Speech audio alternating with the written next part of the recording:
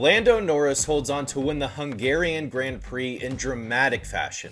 How did he make the one-stop strategy work, and how did his teammate Oscar Piastri let this one slip away? It was a tough day for Ferrari and Charles Leclerc after it looked like they would take home the win for most of the afternoon. What is this mysterious mechanical issue that cost them the win today, and how concerning is it for the rest of the season? And George Russell is back on the podium. Did the cooler temperatures work in his favor, or did Mercedes figure something out, reverting back to their old rear suspension? We have a lot to talk about coming out of the Hungarian Grand Prix, and it's all coming up next on the Chicanery Podcast.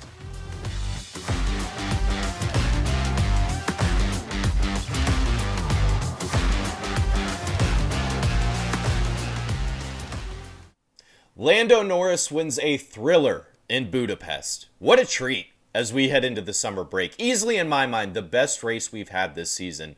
And the last one I can remember in a while that came down to a driver trying to make a pass for the win on the last lap. This was McLaren's 200th win in Formula One, their fourth straight 1-2 finish, but also Lando's 9th win of his career, 5th of the season, and it was an important one, because Oscar's lead in the driver's standings is now down to 9 points. I talked about it in the preview episode, but these guys are going to be sitting around their house or probably a beach somewhere tropical, but sitting around for the next 4 weeks thinking about the final 10 races with really nothing to do about it. And there's just a huge difference at this point in the season, especially between a 9-point deficit and a 23-point deficit. A little bit of luck played into Lando's hands, but it was a really good strategy call by the McLaren pit wall to opt for the one-stop strategy, especially after they fell down the order to start the race. And let's start there with the start of the race. I'll be honest, it looked bad initially. I was sitting there thinking, great, Lando's botched another start. He's going to have to spend the entire race just catching up and trying to make the most out of this. But going back and looking at the replay, I don't really know if there's much he could have done differently. It was clear Oscar was focused on defending against Lando and not really getting around Charles at that point.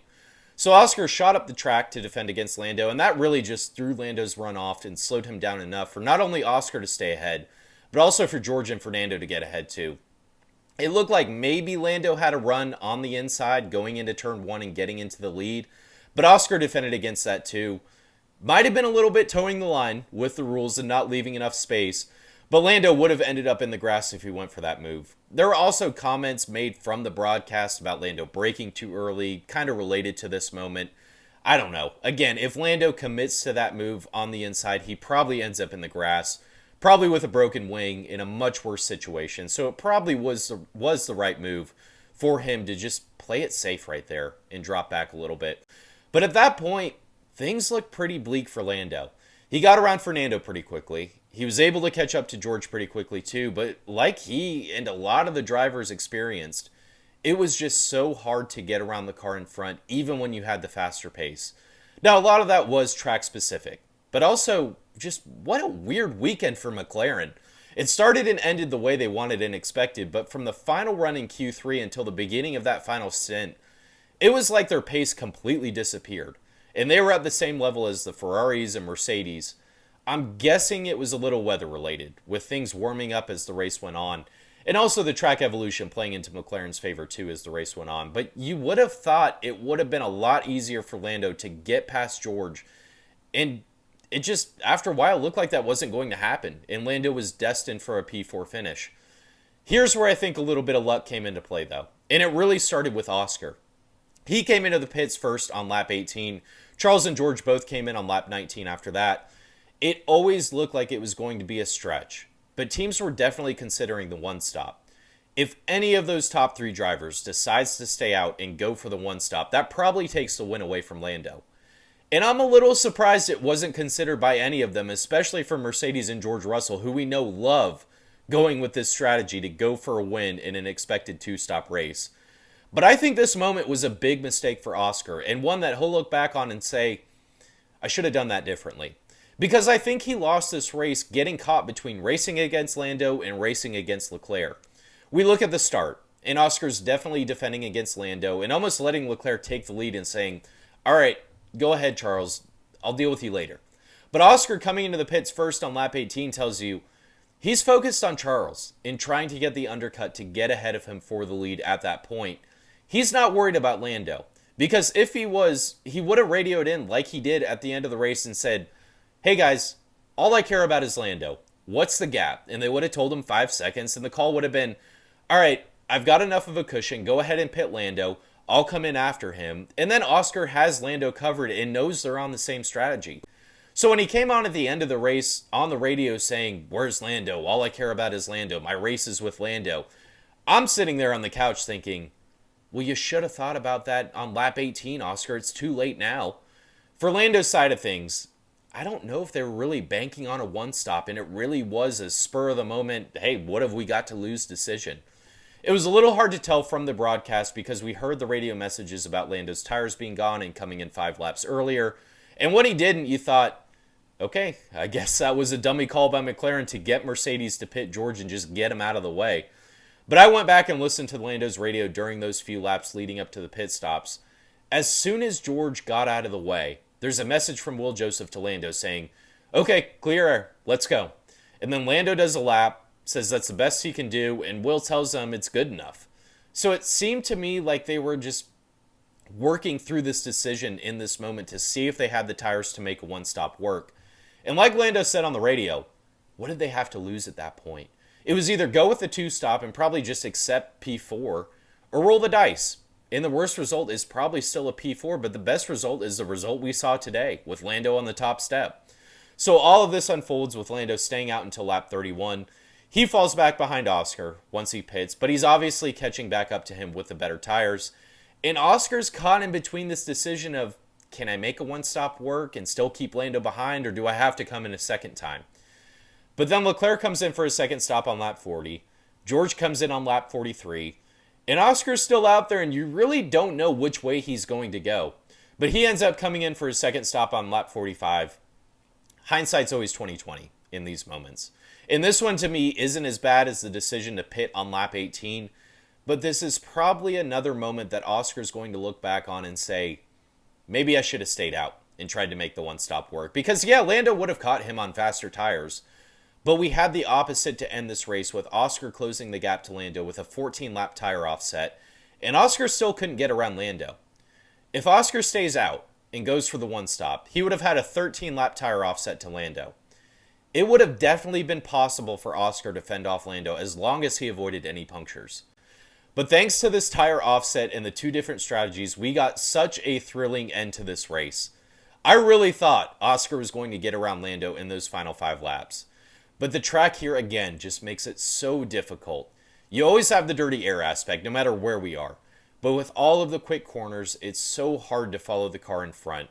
And you're just relying a lot more on your memory of the track and where the apexes are in each corner, opposed to actually seeing them, because that car in front is really just hiding them from you. But Oscar still gave it a few lunges into turn 1, and man, did it get close. A little bit of a flashback to Austria with Oscar locking up his tires and almost sliding into Lando. Very close calls, and I don't think the team was too thrilled about them, but they were Oscar's only chances of getting this win, and you really can't blame him for taking those chances, and even Lando couldn't blame him either. These 2 McLaren drivers have given us a handful of on-track battles already this season, and I'm expecting more once we come back from the summer break. They're close in their abilities, they're in the same machinery, and they're fighting for their first Drivers' Championship with everyone else realistically just out of the picture at this point.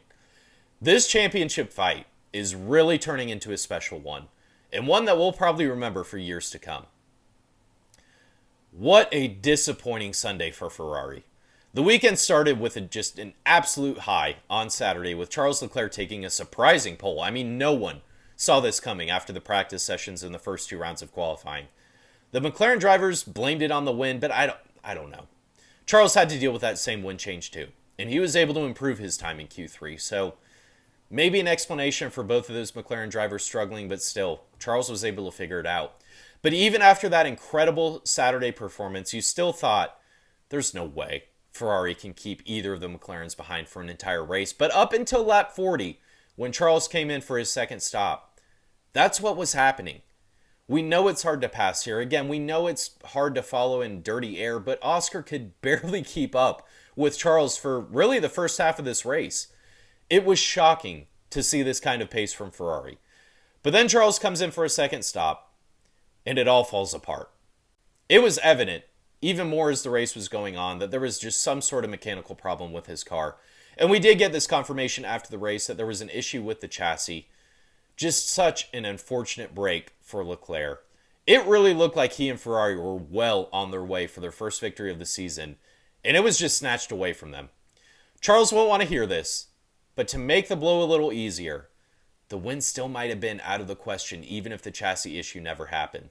Because he and Oscar had around the same pace, so if Oscar was unable to get around Lando, Charles probably would have had the same problems too.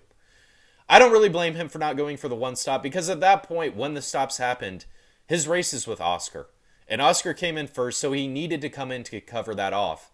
It's just not reasonable to expect Charles to be thinking about Lando more than Oscar at that point. Once things started to fall apart, though, we got some testy radio messages from Leclerc calling the team out for not listening to him. After the race, he did walk those comments back and admitted he didn't have all the information at the time. And in the moment, he was thinking the issue was preventable and the team was just able to do something to fix it during the race. So they gave us some entertainment, but I wouldn't really look too much into the whole radio message drama with Charles and his race engineer at that point. It's still a mystery what he was referring to, though. There's obviously something else separate from this issue that the team's worried about, and Leclerc is especially worried about. My best guess is some approach he wants to take to address the lift and coast issue, but we'll have to keep an eye out for that moving forward, and we'll have to see what they do to address this chassis issue. There were also some questionable moments at the end of the race between Leclerc and George Russell. It was obvious. There was a lot of frustration behind that on Leclerc's side. He not only lost out on the race win, but he was losing out on a podium in that moment too. But those were some dirty moves by him to try to block Russell from getting by. And it's just not the type of racing that we see from him. I didn't like it, but I think he just lost his composure in that moment. It was another disappointing and really depressing weekend for Lewis Hamilton. He was back to his old dejected, I'm just not good enough Lewis after qualifying P12 on Saturday. He told the media afterwards that he's useless and the other car's on pole, so the team should just make a driver change. Personally, I hate when he does this. It's just sad to see, but it continues on Sunday like it does a lot of times with Lewis, carrying over into the rest of the race weekend. But he finished where he started, in P12. He went on with the alternate strategy, starting on hards, going for the one stop, and switching on to mediums. Typical Lewis, going for the alternate strategy. Sometimes it works, sometimes it doesn't, and today it didn't. Maybe there was a chance for Lewis to get into the points if he started on mediums and went for the one stop, but so many cars ahead of him were doing the one stop, and with how difficult it is to pass, probably wouldn't have changed much for his result. This wasn't the weekend Ferrari was hoping for, though. We expected them to have a firm grasp on being the second best team. And Charles was close. It might have been there if it wasn't for the chassis issue, but Lewis was nowhere near where he needed to be. I don't want to pile on him, like he was doing to himself and saying he's completely useless. But his teammate has outperformed him over and over again this season. And it just looks like Lewis might be on the wrong side of his prime at this point. Going to his old teammate, George Russell finds himself back on the podium. A huge result for him and the team heading into the summer break. There's no doubt, Mercedes has been struggling lately. But they went back to their old rear suspension for this weekend, and it looks like they need to stick with that for the rest of the season. George especially looks so much more confident in the car. Today's result, of course, started with qualifying, which is always important at this track. George put himself in a great position to start the race starting P4, but he got a great start off the line too that really allowed him to get up into third place. We've seen it from him before, but I think maybe also at this track too. He gets this double slipstream going into the first corner, and that's exactly what he did on Sunday. He jumps behind Lando, got the slipstream behind him, and then he follows behind Oscar, got a second slipstream, which gave him enough speed to get around Lando on the outside. And after that, it was really just race management with the tires for George. And like we talked about earlier, he did a great job keeping Lando behind him during that first stint. Now, he of course came in for his first stop on lap 19. I also don't blame him for not going for the one stop. Would it have given him a better result? Maybe, probably. But with how close Lando was, he had to make sure he didn't get undercut. And everything indicated that Lando was going to come into the pits with the other top three drivers. A little bit of luck for George, too, to get on this podium. Obviously, if Leclerc doesn't have the chassis issue, we would probably see him finishing P4. But even if that was the case, it still would have been a really good result for Mercedes, considering where they've been the last few races. I don't know if we can expect results like this moving forward until we get closer to the end of the season, though. The temperatures were cooler than expected today, and I really think that played into Mercedes' favor. It's just too much of a trend to ignore. When it's hot, they struggle. When it cools down, they're competitive. They might need to be patient, or a little more patient, before they can expect a result like this again. There should be a few races left on the calendar, though, that they should be looking forward to. For George's teammate, still not the best weekend for him. Kimi Antonelli qualified P15, but did make it up to P10 to take home a championship point. But it's clear he still has a long way to go with his development as a driver. And you can tell he's in this slump and it's still just getting to him. You understand it, though. It's a lot for a rookie 18-year-old driver. He's never raced a full race calendar like this before. And it just has to be a shock to the conscience, just trying to adapt to this new lifestyle, especially at such a young age. The good news for him, though, is Mercedes isn't going to give up on him. And hopefully, the summer break does him some good and just it's a total reset for him. And maybe he gets a new contract along the way, too, that gives him a little boost. I'm going to talk about Red Bull like they're one of the midfield teams because they kind of look like one of the midfield teams this weekend. P9 for Max Verstappen, P17 for Yuki Tsunoda. It just wasn't their weekend. This Red Bull car struggles so much here with all of the corners and the short straights, so it's always going to be an uphill battle, especially with Max starting P8 and Yuki starting from the pit lane. I think they made it a little worse for them too. It was a bad strategy call bringing Max in for his first stop on lap 17. And we heard him complain about it on the radio, but they just brought him out into way too much traffic, and that really slowed him down. Credit to Max, though, because he made a lot of overtakes during this race, and it was at a track where a lot of drivers were struggling to make any. But also pitting Max that early really just took away Red Bull's ability to just wait and see what the other drivers were going to do with strategy, and maybe entertain a one-stop if it came to it. Which maybe would have brought Max up the order a little bit, but it still wouldn't have been a result that Red Bull was thrilled about. It was disappointing to see Yuki so far down from Max. He was, of course, at a big disadvantage starting from the pit lane, but he still should have been able to make some overtakes stick throughout this race. But he just never brought himself into play. I am starting to wonder if Yuki either has another seat lined up for next year or is on the verge of lining up another seat, and he's just mailing it in with Red Bull at this point because it's just looked hopeless. And I don't have any answers for how he can turn this around in the dip in performance. And it looks like he's in the same Red Bull car now that Max was in. So the excuses are running out. I just don't know where to go with Yuki. But I think he sees the writing on the wall. And I hope we do get an announcement from him soon that he's going somewhere else for 2026. Because at this point, Red Bull's not going to keep him on this team next year. It's clear Max is going to be the number one driver. Isaac Hadjar is going to be brought up to be that second driver at Red Bull. They're probably going to keep Liam Lawson there, and they're probably going to bring up Lindblad from F2 to take that second Racing Bull seat. So that leaves Yuki without a seat. Things aren't looking good for Red Bull, though. You have to think another race win is probably out of the picture. Max admitted that this weekend, too. But it might even be a stretch to say they'll get another podium. What a weekend for Aston Martin. P5 for Fernando Alonso, P7 for Lance Stroll. Huge results for the team. That brings them into 6th place ahead of Sauber in the constructors' standings. Aston looked very strong here all weekend. They qualified P5 and P6 on Saturday, and that probably went a long way for the results today because both drivers went for the one stop. And it was clear, especially from Fernando, that he was holding up a lot of faster drivers behind him. After last weekend and their poor result in Spa, I was thinking things were headed in the wrong direction for them.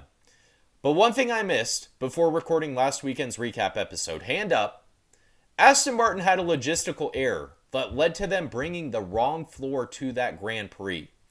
Huge mistake to make.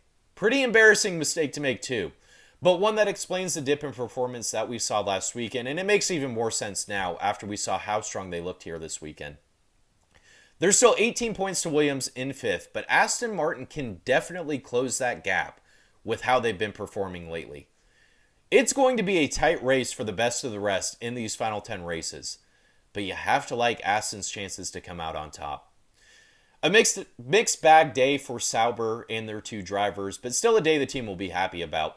P6 for Gabriel Bortoleto, P13 for Nico Hülkenberg outside of the points. A lot of this for Bortoleto came down to his qualifying. He started 7th, but also got a great start and got ahead of Lance Stroll. And after that for him, it was just managing his tires to make the one-stop work. Unlike McLaren, I think Sauber had this strategy in mind from the start. And they knew it was probably their best chance to take home the most amount of points. Even though it was a P13 for Nico, still a promising P13 because he started 19th on the grid. So to make up those places at a track like this tells you he had some pace and he was pretty quick. And he also stopped twice, so this wasn't something you can attribute to the one-stop strategy. Coming out of this weekend, Sauber fell down to 7th in the constructors' standings, but they're still right there. They're now 19 points behind Williams in 5th and just 1 point behind Aston Martin ahead of them in 6th. Wasn't a bad day for Racing Bulls either. P8 for Liam Lawson, P11 for Isaac Hadjar. Liam qualified P9, Isaac P10, so they weren't far off from where they started. A little disappointing for Isaac to fall out of the points, but he lost that position to Kimi Antonelli, who was just in a faster car, also on the one-stop strategy. For Liam, this has to feel good finishing ahead of Max in a race after everything he went through at the beginning of the season. It was probably the best result for Liam today. Maybe he could have gotten up to P6, but Bortoleto and Stroll were just still a little out of touch for him. But a very promising weekend, and he's really starting to put together a string of promising results. And he's really starting to get that confidence up, which is good to see after the rough start he had to the season. Racing Bulls is now 8th in the constructor standings after this weekend, but they're still in this thing. 25 points to Williams, but only 7 behind Aston Martin and 6 behind Sauber. Again, things could get very interesting between these midfield teams in these final 10 races. Not a good weekend for Williams. P14 for Carlos Sainz, P15 for Alex Albon. Carlos only qualified P13, but Alex qualified dead last. So there wasn't a lot of hope for them anyways coming into Sunday. Like Red Bull, this was a track that they just weren't strong at. It just doesn't suit their car, and it sounds like they took a wrong step with their setup going into qualifying. Williams is in a tough spot, though, because weekend after weekend, the other midfield teams are coming away with these strong points finishes, and they're struggling to make it into the points. They do still have a decent gap to 6th place, but it won't be a big enough gap if they can't make it into the points in some of these final 10 races. Pretty bad weekend for Alpine and Haas. We'll start with Haas. P16 for Esteban Ocon and a DNF for Ollie Bierman. Apparently, Ollie picked up some rear damage at some point during the race, which was throwing off the balance of the car.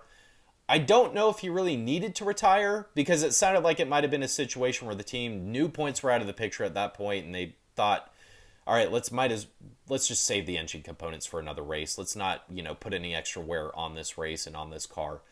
Tough for Ollie, though, because he qualified P11 and probably thought going into this race that he had a good chance of making it into the points. This DNF also ends his 4-race streak of finishing P11, which I'm sure he probably is ready to get rid of. Things were probably doomed from the start for his teammate Esteban Ocon. He started P18, so it was always going to be difficult for him to make up ground and get into the points. It's turning into a struggle for Haas more often than not, though, which is disappointing because they started the season on a strong note. I'm thinking maybe they just decided to mail it in for this year and turn their focus to 2026 sooner than others. Time will tell on that, but for now, it looks like it'll be more bad results than good results for them. An equally bad weekend for Alpine, P18 for Franco Colapinto, P19 for Pierre Gasly. This car just lacked any pace this weekend. Franco qualified P14, so it's disappointing to see him fall back to 18th, but he did go for the 2-stop strategy, which probably cost him some time. But at the same time, Pierre went for the 1-stop. It was the last car to finish on track. They just weren't quick this weekend, at all. Unfortunately, I think this might be it for Franco. Will it be Jack Doohan? Will it be Paul Aaron? Will it be a veteran driver that we don't expect? I'm really not sure. But I am pretty sure it won't be Franco Colapinto in Zandvoort. All right, that'll do it for today's episode, recapping the Hungarian Grand Prix. We are off to summer break. Of course, won't be back on track for another 4 weeks before we're back in Zandvoort. So I will at least be back with another episode, the usual preview episode going into the weekend and recap episode after the race on Sunday. At least I'll be back for that weekend. But I'm expecting I'll probably be back for a surprise episode at some point during this summer break, because I'm expecting there to be some driver announcement coming out of Alpine. And I'm also expecting some contract news out of Mercedes for both of those drivers. So watch out for that. But if not, hope everyone enjoys the time off. Thank you to everyone for tuning in and listening. Till next time.